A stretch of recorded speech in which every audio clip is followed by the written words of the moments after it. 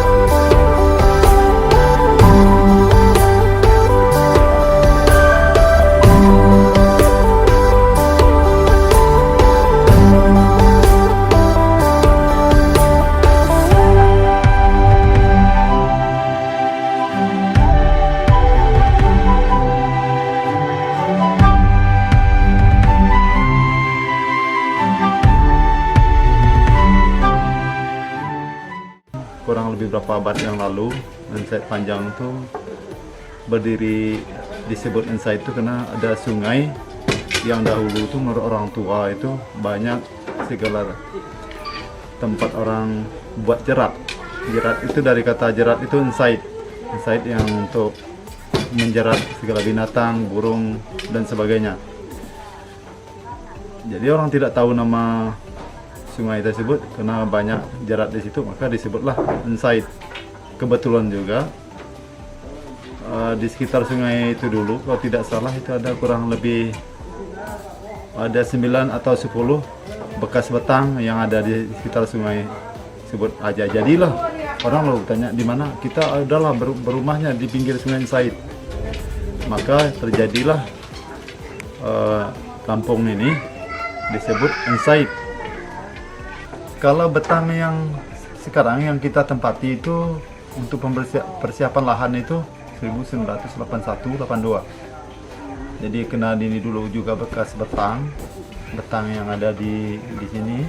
Jadi lalu sementara waktu itu sampai pelapukan segala kayunya besar-besar, ada tengkawang, durian dan sebagainya. Di 2000 persiapan itu sambil orang dulu itu kan tidak serta-merta bangun bangunan ini lalu berdiri hanya dengan 1 bulan 2 bulan. Jadi ketika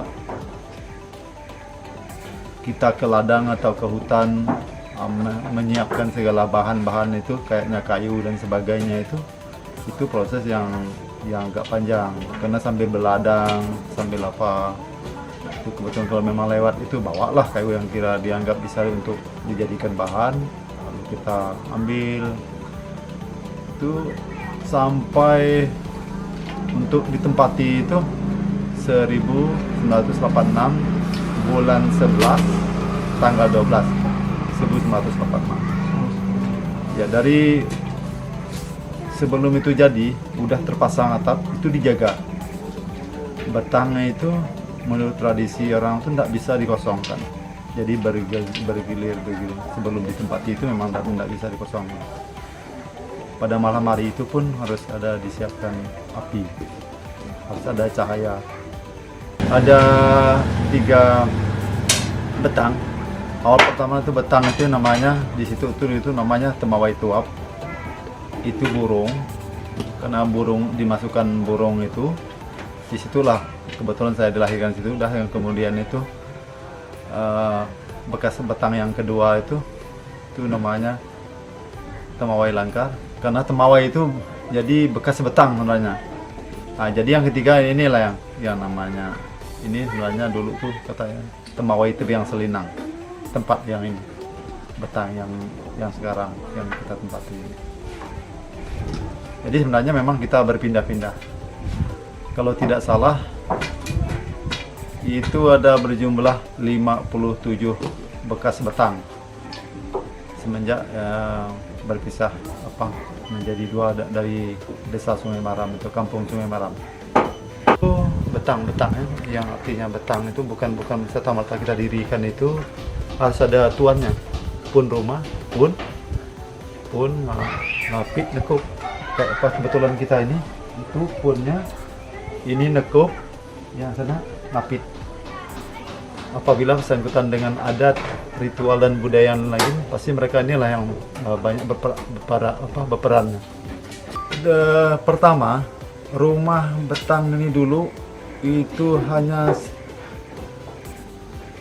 bagian sebelah sini itu 17. Itu masih inside puntang namanya, karena belum nyambung. Sebelah ujung sana itu 6. Berarti baru 23. Berarti udah itu lalu menyambung jadi 4. Itu berarti 27 jadinya. Ada perehapan tahun 1993. Kebetulan di tempat yang puntang atau yang kosong itu ada 4 kakak yang masuk, jadilah betang ini utuhlah menjadi menyambung menjadi 1 gitu. Nah, jadilah sekarang jumlah kakak pintunya itu adalah 27. Aktivitasnya untuk bapak-bapak lah terutama dulu itu pasti kebanyakan ada yang bekerja ladang, norel dan sebagainya. Ada juga yang bekerja di perusahaan sawit. Tapi kalau untuk ibu-ibunya pasti kita tahu sebenarnya tenun ikat ini hampir punah. Tapi yang kena di situ ada nilai ekonominya 90 ke atas tuh mulai ibu-ibu tuh mulai belajar dengan yang nenek-neneknya atau ibu-ibunya udah kiranya masih bisa mengerjakan tenun ikat, dan di situ juga ada nilai ekonomi untuk membantu rumah tangga. Apa laki-laki tidak bisa menenun? Mengapa hanya wanita saja? Itu suatu pertanyaan yang memang betul. Dulu menurut orang tua, mengapa kita laki-laki untuk umumnya orang Dayak Desa itu tidak bisa menenun? Karena kita ini dulu tuh orang menenun itu pada musim ngayau dulu itu menguak itu menjadi suatu lagu atau senandung ketika suaminya pergi berperang atau pergi mengayau. Jadi situlah mereka mengerjakan ini dan sebagainya.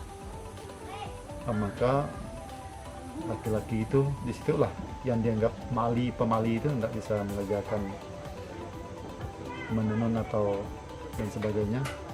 Juga menenun salah satu tidak bisa dia melakukan aktivitas menenun itu untuk pada malam hari. Satu untuk kalau kita untuk menenun begini. Kalau untuk pengajian yang lain, misalnya mengikat atau yang lainnya bisa. Karena menurut orang tua itu begitu dia suaranya tuh kedengaran dari makhluk halus. Makhluk halus itu mengundang mereka tuh datang. Itu sebenarnya alasannya menurut orang tua itu jadah. Bisa. Itu semacam pantangan juga atau dianggap pemali juga.